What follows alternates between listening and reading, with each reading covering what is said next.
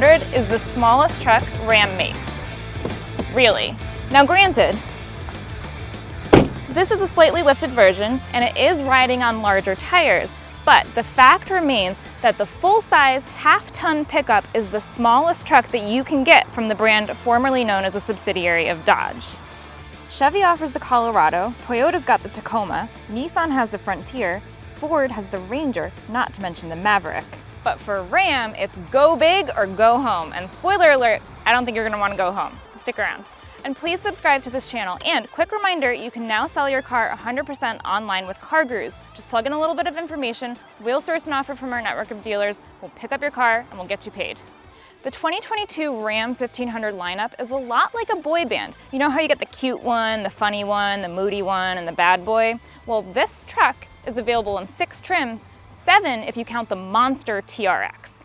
It starts with Tradesman, the classic no-frills work truck, and goes on up to Limited, which basically puts you in the lap of luxury. We've got the Rebel today, which was the bad boy of the group until the TRX hit the market in 2021, and frankly, it's still pretty mean. It now represents a sort of middle ground between the base Ram 1500 and the TRX, but it's definitely not compromising when it comes to looks. This one looks even cooler thanks to Night Edition, which blacks out the 18-inch wheels, and it has some neat accents from the GT package, which look extra sweet with the flame red color.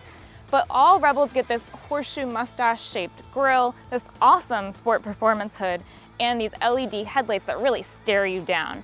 I had the Toyota Supra a couple weeks ago as a tester, and on the dark highway, when one of these loomed in my rearview mirror, it's pretty intimidating looking. But when you're behind the wheel and all of this is on your side, it feels awesome.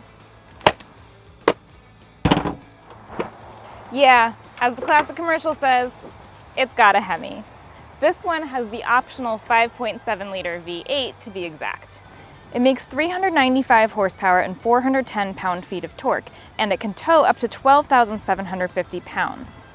This is the e-torque powertrain, which means it's a mild hybrid. You can also get this engine without e-torque support. That setup is standard on the Limited trim, but in that case you only get 17 miles per gallon combined as opposed to 19 with. There are 2 other powertrain options for the full lineup. The base engine is a 3.6 liter Pentastar V6 with e-torque, and there's also a 3 liter EcoDiesel V6, the most fuel efficient of them all at a whopping 26 miles per gallon.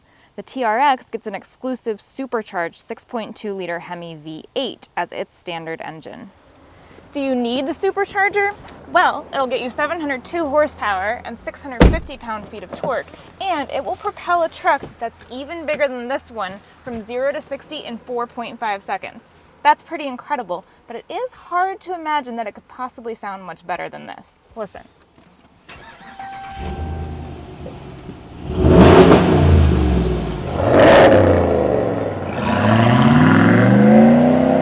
Every 2022 Ram 1500 gets an 8-speed automatic transmission that works really smoothly, and it feels like the right number of gears for the vehicle so that it's not shifting constantly, which can be very annoying. Everything about this truck is really nice to drive.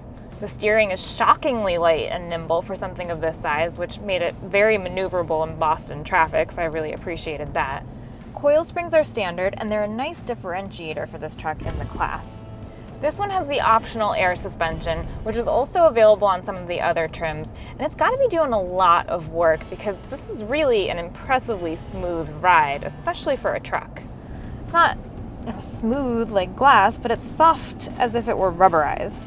Everything just feels a little bit dampened, which is nice. It's also a little noisy in here, but in a good way. The sound kind of serves the same purpose as the 12 or so badges that I've counted throughout the interior. Never lets you forget that you're driving a truck. Because this is the more off-road focused Rebel trim, it rides a little higher than the others with a raised suspension and 33-inch tires, and it has an electronic locking rear axle and skid plates and a full-size spare. What it does not have is a front camera, which is a little weird considering the off-road intentions.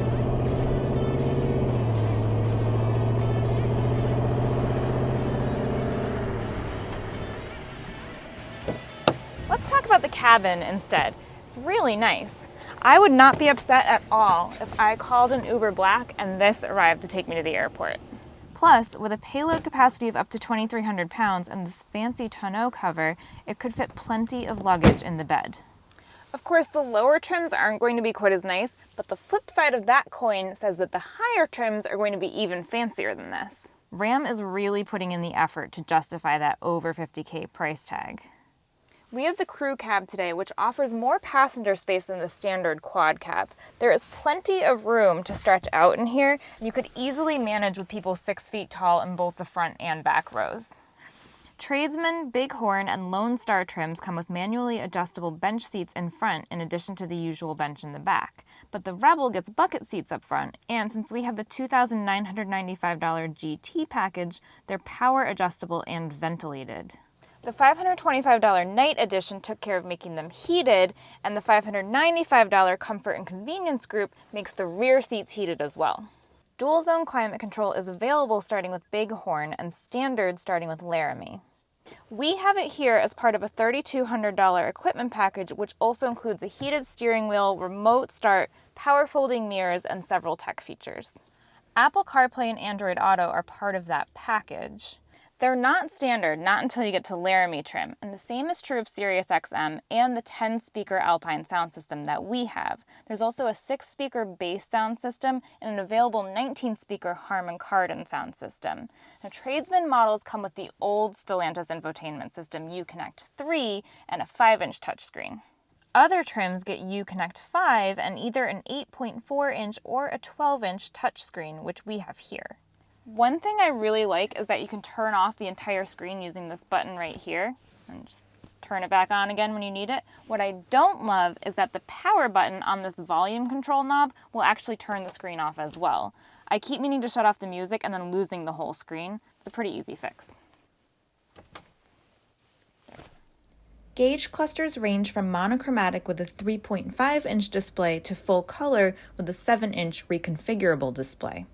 The head-up display is part of the technology group. It's not standard on any trim.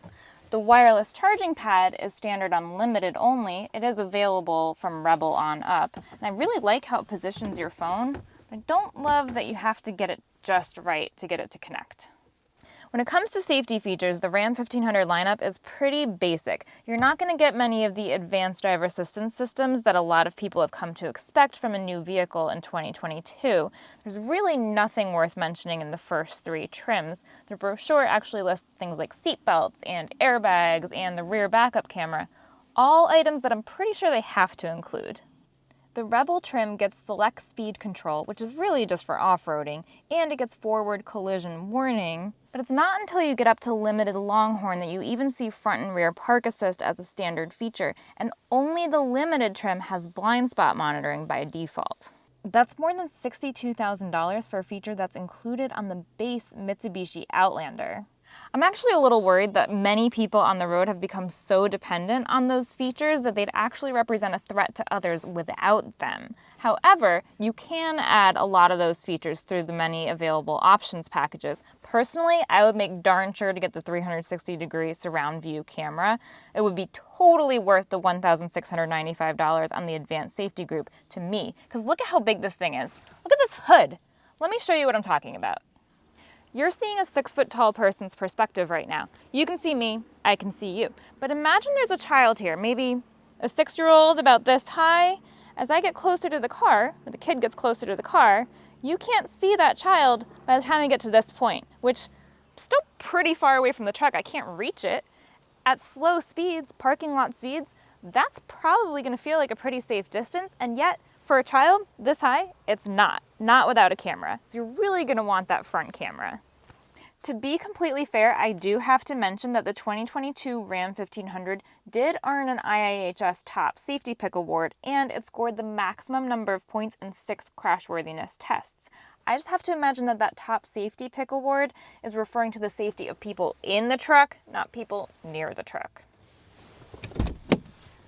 The 2022 Ram 1500 starts at $36,500 in its base tradesman trim. If you go all the way up to the luxurious Limited, that starts at $62,685, and the high performance TRX is more than double the cost of the tradesman, starting at $78,890.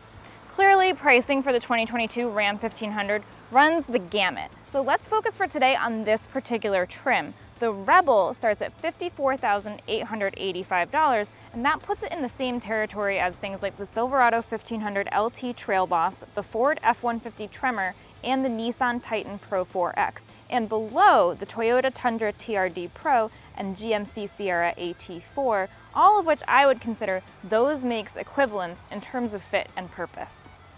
But here's a critical point. The Ram 1500 Rebel that you've seen today does not cost $55,000, and I'm not just referring to the destination fees. With all the appearance and equipment packages, plus the sunroof, the HEMI, and other goodies, this one comes to $76,675. And if you're spending that much, should you just go for the TRX? You'll get more power, more capability, and more comfort and convenience features, but you'll still have to pony up additional cash for leather seats, adaptive cruise control, a head-up display, or blind spot monitoring. Alternatively, you can fully spec out the Rebel, stay just under the entry cost of the TRX, and the trade-off for the difference in power is that you'll save a lot in gas. Let us know what you would do in the comments. Please subscribe to the channel. If you'd like more information on the 2022 Ram 1500, you can read our full written review on CarGurus.com. And remember to check back soon, so we'll be driving something else next week.